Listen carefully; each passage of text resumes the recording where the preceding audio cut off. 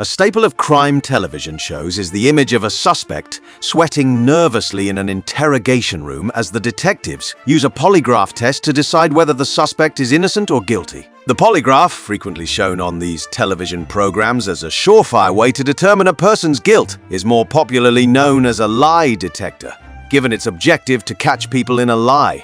Polygraphs measure the perspiration, pulse rate, and other physiological factors of the person who is being tested. This way, when the administrator of the test asks more relevant questions later on, the subject's physiological reactions can be compared with the reactions to the control questions in order to determine whether or not the subject is telling the truth. If the control questions do not accurately show how the person reacts when lying, it is more difficult for the administrator to definitively decide whether or not the person is lying when answering relevant questions. So, while the polygraph might be effective at measuring physiological factors associated with being nervous, that does not necessarily mean it is always able to differentiate between a person lying and a person telling the truth. Knowing that it is possible to manipulate the results of a polygraph test makes the polygraph as a lie detector fairly unreliable on its own.